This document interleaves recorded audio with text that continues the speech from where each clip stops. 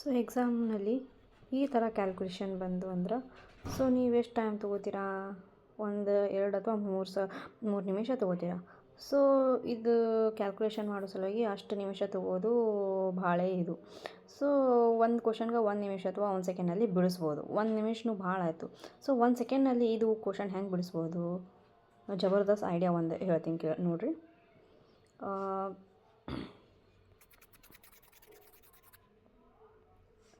ನೋಡಿರಿ, ಏನಿದು question 60 - 7 divided by 13. So 60 answer ಏನು ಮಾಡೋದು? 16ನಲ್ಲಿ 1 ಕಮ್ಮಿ ಮಾಡಿರಿ, ಎಷ್ಟು ಉಳಿತು? 59. ಸೊ 13ಕ್ಕೆ 13 ಅಂತ ಇಡ್ರಿ. ಸೊ 7ನಲ್ಲಿ 1 ಕಮ್ಮಿ ಮಾಡಿರಿ, ಅಥವಾ 13 7 ಡಿಫ್ರೆನ್ಸ್ ಏನು? 6. So this is the answer.